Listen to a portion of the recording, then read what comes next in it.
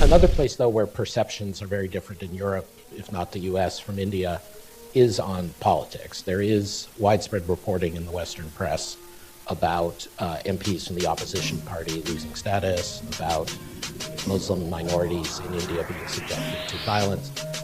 I'm not going to ask you to deny or comment or rebut. What I would ask is, are these perceptions affecting in any way your sense of investment in India or capital flows, or is this?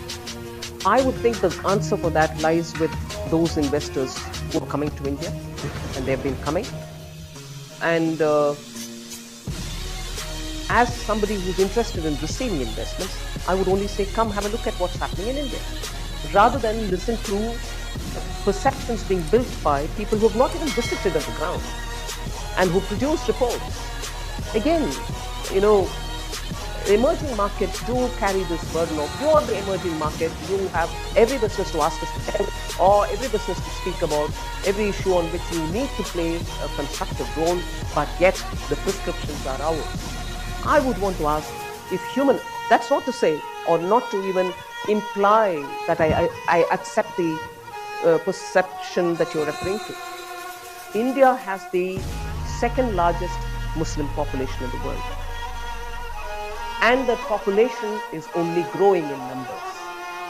If there is a perception, or if there's in reality,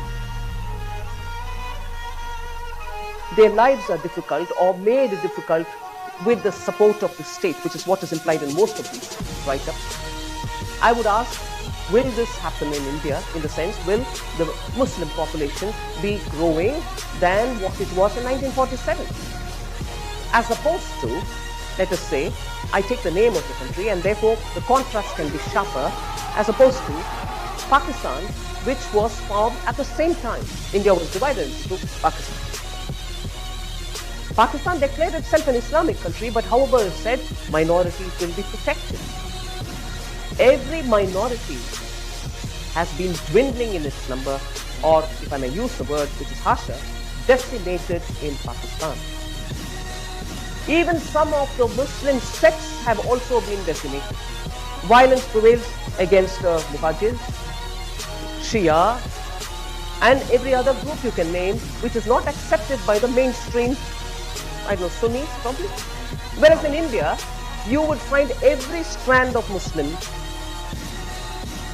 doing their business, their children getting educated, fellowships are being given by the government, and I would want to see where exactly is that one state where. And again, law and order is a very state subject. It's not the government of India's subject. Each province has its elected government. They take care of the law and order in those states. So across the board in India, if violence is happening to make Muslims get affected, itself is a fallacy as a statement. It cannot be so. Each province and its police are different. They are run by the elected governments in those provinces. So that itself tells you how these reports have no clue of the law and order systems in India. To say it's all the blame of government of India, I would want to say, then tell me, between 2014 and today, has the population dwindled? Has the deaths been disproportionately high in any one particular community? So I would rather invite these people who write these reports to come to India. I'll host them. I'll host them. Let them come and let them travel along India and prove their point.